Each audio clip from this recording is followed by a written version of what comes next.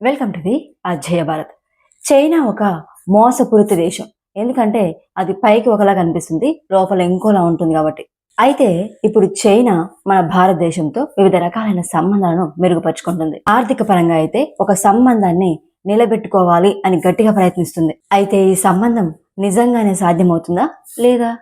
ఇదైతే చాలా పెద్ద గేమ్. ఎందుకంటే ముందుగా ఒక ప్లాన్ చేస్తూ ఉంటుంది. పైకి చూడడానికి ఒకలా ఉంటుంది, వెనకాల ఇంకో గేమ్‌ని నడిపిస్తుంది.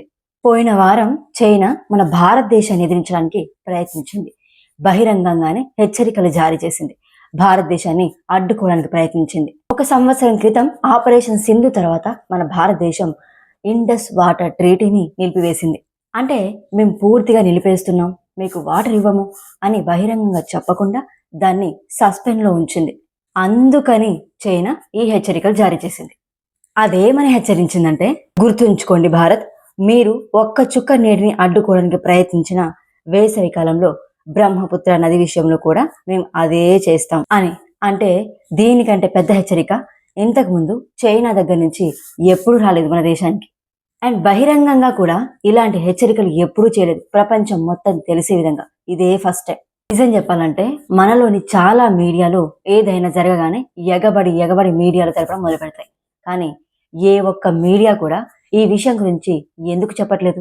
వాళ్ళు ఎంత పెద్ద స్థాయి మీడియాలైనా, ఎంత చిన్న స్థాయి మీడియాలైనా వాళ్ళు ఈ విషయాన్ని బయట పెట్టలేకపోతున్నారు. ఎందుకంటే భయపడుతున్నారా? ఇప్పుడు చైనా చేసిన ఈ హెచ్చరిక చాలా ఇంపార్టెంట్. ప్రతి భారతీయుడు ఈ విషయం గురించి అర్థం చేసుకోవాల్సిందే. ఎందుకు ఇదంతా చెప్తున్నానంటే, చైనా చేస్తున్న రకరకాల కార్యకలాపాల వలలో మనం ఎక్కడ చిక్కుకుపోతామో అన్న ఒక చిన్న భయం. ఈ టైంలో మనం అర్థం చేసుకోవాల్సిన ఇంకో ముఖ్యమైన విషయం ఏంటంటే, చైనాకి పాకిస్తాన్‌కి మధ్య సంబంధం ఎంత బలమైందంటే, ఇప్పుడు పాకిస్తాన్ చైనాను ఉపయోగించుకొని భారత్ కోసం టూ ఫ్రంట్ వాటర్ డైలమాని ఇక్కడ సృష్టించింది. నేను చెప్పేది తప్పు కాదు. ఎందుకంటే నేను దీన్ని టూ ఫ్రంట్ వాటర్ డైలమా అని ఎందుకు అంటున్నానంటే, ఒకవేళ చైనా బ్రహ్మపుత్ర నది విషయంలో ఏదైనా చర్య తీసుకుంటే అది భారత్ పాకిస్తాన్ విషయంలో సింధు నదికి సంబంధించి చేస్తున్న పనులకి ప్రతిచర్యగా ఉంటుంది. దీన్నే వాటర్ డైలమా అంటారు. ఇప్పుడు ఇక్కడ పరిస్థితి ఎలా తయారైందంటే, మీలో చాలా మంది హైడ్రలాజికల్ వ్యవహారాల గురించి చదువుకున్న వాళ్ళైతే, అంటే నదుల గురించి గాని వాటర్ గురించి గాని చదువుకున్న వాళ్ళకైతే ఈ విషయం స్పష్టంగా అర్థమవుతుంది. మన భారతదేశం ప్రస్తుతం సింధు నదికి సంబంధించి ఒక అప్పర్ రిపేరియన్ దేశం, అంటే ఎగువ తీరాన ఉన్న దేశం. సింధు నదిలోని నీరు మన భారతదేశంలో ఉండే అప్పర్ ప్రాంతంలో ఎగువ తీరాన ఉద్భవిస్తుంది, పుడుతుంది. ఆటోమేటిక్ గా ఆ నీరు పైన పుడుతుంది కాబట్టి కిందకు ప్రవహిస్తూ వస్తుంది. అంటే ఏ అప్ స్ట్రీమ్ దేశం దగ్గర అయితే నీరు ఉంటుందో ఆ నీరు ప్రవహిస్తూ డౌన్ స్ట్రీమ్ దేశంకి వెళ్తుంది. ఇప్పుడు అలాగే మన దేశంలోని సింధు నదిలో ఉండే నీరు డౌన్ స్ట్రీమ్ లో ఉన్న పాకిస్తాన్లోకి వెళ్తుంది. ఇప్పుడు మన దేశం ఎగువన ఉంది కాబట్టి మనకు ఒక బెటర్ ఛాన్స్ వచ్చింది. కానీ ప్రాబ్లం ఏంటంటే, మన దేశంలో ప్రవహిస్తున్న బ్రహ్మపుత్ర నది విషయంలో కూడా చైనా అదే రకమైన స్థాయిలో ఉంది. ఇప్పుడు ఈ బ్రహ్మపుత్ర నది టిబెటన్ పీఠభూమిలో యార్లాంగ్ సాంగ్పో అనే పేరుతో పుడుతుంది. టిబెటన్ పీఠభూమిలో ఉద్భవించిన తర్వాత ఇది మన భారతదేశంలోకి ప్రవేశించినప్పుడు బ్రహ్మపుత్రగా మారుతుంది. చివరికి ఇదే వెళ్ళి బంగ్లాదేశ్లోకి కలుస్తుంది. అన్నిటికంటే ముఖ్యమైన విషయం ఏంటంటే, భారత్ పాకిస్తాన్ మధ్య ఉన్న ఈ సింధు జలాల ఒప్పందం ఈ రోజు ప్రపంచ బ్యాంకు మద్దతుతో కుదిరిన ఒప్పందం. ఆ ఒప్పందం లిఖిత పూర్వక నిబంధనలు కలిగి ఉన్న ఒప్పందం. ఈ నిబంధనల కారణంగా రెండు దేశాలు అధికారిక సంతకాలతో కూడిన ఈ ఒప్పందానికి ఒక పటిష్టమైన ఫ్రేమ్ వర్క్ ఉంది. ఈ ఒప్పందానికి చట్టపరమైన పత్రాలు ఉన్నాయి. కానీ చైనా విషయానికి వస్తే ఇక్కడ మనం భయపడాల్సిన విషయం ఏంటంటే, ప్రస్తుతం భారత్ చైనా మధ్య ఉన్న హైడ్రోలాజికల్ స్థాయిలో ఉన్న సహకారం అంతా మెమొరాండమ్ ఆఫ్ అండర్స్టాండింగ్ ఆధారంగానే ఉంది. ఇక్కడ రెండు దేశాల మధ్య ఎలాంటి లిఖితపూర్వక అవగాహన గాని ఒప్పందం గాని లేదు. అక్కడ లేని ఒప్పందం ఈ రోజుకి అది పరిమిత కాలానికి మాత్రమే వర్తిస్తుంది. ఈ మెమొరాండమ్ ఆఫ్ అండర్స్టాండింగ్ పత్రాలు పరిమిత కాలానికి మాత్రమే చెల్లుబాటు అవుతాయి. ఆ గడువు ముగిసిన తర్వాత చైనా ఎటువంటి డేటాను కూడా మన దేశానికి అందించదు. ఇప్పుడు చైనా ఆడుతున్న ఈ ఆటని ఇన్స్టిట్యూషనల్ వ్యాక్యూమ్ అని అంటారు. అంటే చైనా దగ్గర నుంచి ఒక ఇన్ఫర్మేషన్ మనకి ఆగిపోయినప్పుడు, ఇప్పుడు ఈ 21వ శతాబ్ద కాలంలో ఈ గట్టి పరిస్థితుల్లో మనకి చైనా దగ్గర నుంచి ఎలాంటి ఇన్ఫర్మేషన్ రాకపోతే చైనా మనతో వార్ చేయాల్సిన అవసరమే లేదు. ఇన్ఫర్మేషన్ వార్ కూడా చేయొచ్చు. ఇదొక కైనెటిక్ కన్వెన్షన్ ఆపరేషన్తో సమానం. ఇప్పుడు అసలు ప్రశ్న ఏంటంటే, భారతదేశం దీన్ని ఎలా అంచనా వేస్తుంది? భారతదేశపు స్ట్రాటజిక్ కమ్యూనిటీ, ఇంటెలిజెన్స్ కమ్యూనిటీ దీన్ని ఎలా చూస్తాయి? ఒక్కటి మాత్రం ఖాయం, మన భారతదేశ ఇంటెలిజెన్స్ కమ్యూనిటీకి తెలుసు. అదేంటంటే, చైనా ఏం చేసినా మన భారతదేశపు బ్రహ్మపుత్ర నది నీటిని పూర్తిగా అడ్డుకోలేదు. అంటే దీని ముఖ్య ఉద్దేశం ఏంటంటే, మీరు ఒకవేళ బ్రహ్మపుత్ర నదిని, దాని హైడ్రాలజీని పరిశీలిస్తే బ్రహ్మపుత్ర నీటిలో 30 నుండి 35% టిబెటన్ పీఠభూమి నుండి వస్తుంది. బ్రహ్మపుత్ర మొత్తం నీటి పరిమాణంలో కేవలం 30 నుండి 35% మాత్రమే టిబెటన్ పీఠభూమి నుండి వస్తుంది. సో ఈ రోజు చైనా వద్ద ఆ గేమ్ ఆడే అవకాశం లేదు. చైనా ఎలాగో మన బ్రహ్మపుత్ర నీటిని అడ్డుకోలేదు. అంటే సింధు నది విషయంలో భారత్తో చేసేటటువంటి పనిని ఇక్కడ చేయలేదు. ఇది మొదటి విషయం. ఇక హైడ్రలాజికల్ పరంగా చూస్తే మీరు మళ్ళీ బ్రహ్మపుత్ర నదిని జాగ్రత్తగా గమనిస్తే 65 నుండి 70% నీరు బ్రహ్మపుత్ర నది నీరు ఋతుపవనాల ద్వారా వస్తుంది. అంటే ఋతుపవనాల ద్వారా రావడం అంటే భారతదేశంలోకి వచ్చే ఋతుపవనాల వల్ల బ్రహ్మపుత్రలో కలిసే వివిధ రకాల ఉప నదుల నీటిని అందిస్తూ 65 నుండి 70% నది పరిమాణాన్ని రూపొందిస్తాయి. ఇది చైనా వద్ద లేదు. అంటే దీని మొత్తం మీనింగ్ ఏమంటున్నానంటే, బ్రహ్మపుత్ర నది నీటిని ఏ రకంగానూ కూడా అడ్డుకొని భారతదేశాన్ని బెదిరించే సామర్థ్యం ప్రస్తుతం చైనా దగ్గర లేదు. అయితే మరి చైనా బ్రహ్మపుత్ర నది విషయంలో ఏం చేయలేదా? ఎందుకు చేయలేదు? ఖచ్చితంగా చేస్తుంది. ఎందుకంటే ముందే అది మోసపూరిత దేశం అని చెప్పుకున్నాం కదా. ఒకవేళ చైనాకి కావాలంటే బ్రహ్మపుత్ర విషయంలో వాటర్ బాంబ్ స్ట్రాటజీ పైన పనిచేయగలదని భారత్ ఇంటెలిజెన్స్ కమ్యూనిటీకి తెలుసు. వాటర్ బాంబ్ స్ట్రాటజీ అంటే ఏంటంటే, చైనా తన టిబెటన్ ప్రాంతంలో 137 బిలియన్ల పెట్టుబడితో బ్రహ్మపుత్ర నది పైన ఒక మెగా డ్యామ్ నిర్మించే ప్రాజెక్ట్ని చైనా ప్రారంభించింది. ఇప్పుడు ఈ డ్యామ్ వల్ల ఏమవుతుందంటే, చైనా ఒక రిజర్వాయర్ని నిర్మిస్తుంది. ఈ రిజర్వాయర్ ద్వారా ఒక విషయం స్పష్టమవుతుంది. అదేంటంటే, చైనా ఈ రిజర్వాయర్లో నీటిని నిల్వ చేస్తుంది.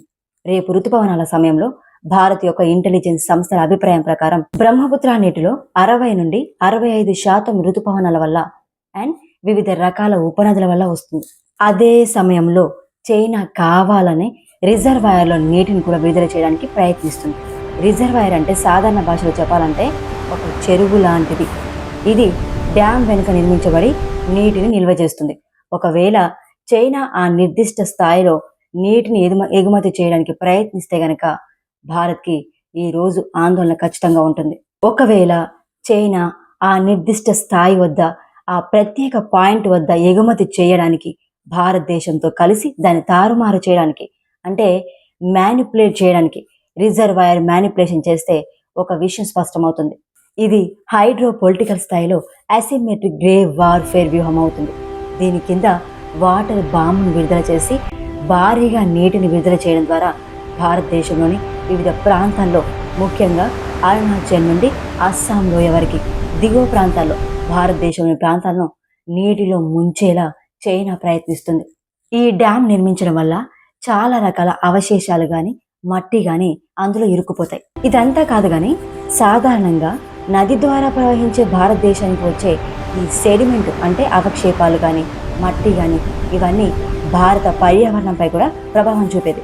అంటే ఎక్కువ వరదలు రాకుండా ఆ సెడిమెంట్స్, అవక్షేపాలు కానీ, మట్టి కానీ అడ్డుకునేది. మన భారతదేశ పర్యావరణం పూర్తిగా ఆ సెడిమెంట్ పైనే ఆధారపడి ఉండేది. కానీ ఈ డ్యామ్ నిర్మాణం వల్ల చైనా ఆ ఆధారపడడాన్ని కూడా దెబ్బతీస్తుంది. అందుకే ఇక్కడ మన భారత ఇంటెలిజెన్స్ సంస్థలు దీనిని పర్యావరణాన్ని ఆయుధంగా మార్చడానికి చైనా చేస్తున్న ప్రయత్నంగా భావిస్తున్నాయి. ఇప్పుడు చైనా స్టార్ట్ చేసిన ఈ హైడ్రో పొలిటికల్ ఆటలో ఆల్రెడీ చర్యలు కూడా స్టార్ట్ చేసింది. వీటిలో ముఖ్యంగా లైన్ ఆఫ్ యాక్చువల్ కంట్రోల్ వెంబడి సలామీ స్లైసింగ్ పద్ధతులు, సరిహద్దు గ్రామాలను నిర్మించే పనులున్నాయి. అంటే మన భారతదేశానికి చైనాకి మధ్య బార్డర్లో చైనా వాళ్ళ ప్రాంతాలు వచ్చి అక్కడ గ్రామాలు నిర్మించడం, బార్డర్కి దగ్గరలో అక్రమంగా మన భూమిని లాక్కోవడం, అలాంటి పనులు స్టార్ట్ చేసింది. వీటితో పాటు డ్యామ్ నిర్మాణం, రిజర్వాయర్ మ్యానిపులేషన్, పర్యావరణాన్ని విషపూరితం చేయడం ద్వారా ఇలాంటివన్నీ చేస్తూ చైనా చాలా దూకుడుగా వ్యవహరిస్తుంది. అయితే ఇప్పుడు తలెత్తుతున్న అతిపెద్ద ప్రశ్న ఏంటంటే, ఒకవేళ చైనా నీటిని విడుదల చేస్తే ఆ వాటర్ బాంబు ద్వారా వచ్చే అదనపు నీరంతా మన భారతదేశంలోకి వస్తుంది. కానీ ఈ నది భారత్ నుండి నేరుగా సముద్రంలోకి వెళ్ళదు. ఇది భారతదేశం నుండి బంగ్లాదేశ్ వరకు ప్రవహిస్తుంది. అంటే ఒకవేళ భారతదేశంలో వరదలు వస్తే అది బంగ్లాదేశ్లో వరదలకు కూడా దారితీస్తుంది. ఇప్పుడు చైనా వ్యూహాన్ని గమనించండి. అది బంగ్లాదేశ్తో కలిసి పనిచేస్తూ తీస్తా నదిపై కానీ ఇతర నదిపై మేమే ఆనకట్టలు నిర్మిస్తామని బంగ్లాదేశ్కి చెప్తుంది. ఈ ఆటని జాగ్రత్తగా అర్థం చేసుకోండి, ఎందుకంటే మొత్తం ఆట ఇక్కడే ఉంది. ఒకవేళ నీటిని విడుదల చేసి వాటర్ బాంబుల స్ట్రాటజీని ఉపయోగిస్తే మన భారతదేశంలోని ప్రాంతాలు పూర్తిగా వరదల్లో మునిగిపోతాయి. ఈ వరదల ప్రభావం బంగ్లాదేశ్కి వెళ్లే పరిస్థితి ఏర్పడినప్పుడు చైనా అక్కడ ఎంబాంక్స్మెంట్స్ నిర్మించి అక్కడ వరదలు రాకుండా చూస్తుంది. ఒకవేళ వరదలు కేవలం మన భారతదేశంలోనే వస్తే భారతదేశం చుట్టూ ఉన్న బంగ్లాదేశ్ అండ్ చైనా వంటి చిన్న చిన్న ప్రాంతాలు కూడా తమను తాము కాపాడుకుంటాయి. ఇది భారతదేశాన్ని పొరుగు దేశాల స్థాయిలో ఒంటరిని చేయడానికి చేసిన ఒక పెద్ద ప్లాన్. ఇక్కడ ఆశ్చర్యకరమైన విషయం ఏంటంటే, నేను మొదట్లో చెప్పినట్టుగా చైనా గత వారం ఈ హెచ్చరిక చేసింది. చైనా దగ్గర నుంచి అంత పెద్ద హెచ్చరిక వచ్చినా కూడా మన దేశంలో ఈ విషయం గురించి ఎలాంటి చర్చలు జరగట్లేదు. ఇక్కడ ఎలాంటి చర్చలు జరుగుతున్నాయి, అసలు ఇక్కడ ఏం జరుగుతుంది ఏమీ అర్థం కావట్లేదు. కానీ చైనాని మాత్రం ఈ విషయంలో తేలికగా తీసుకోకూడదు.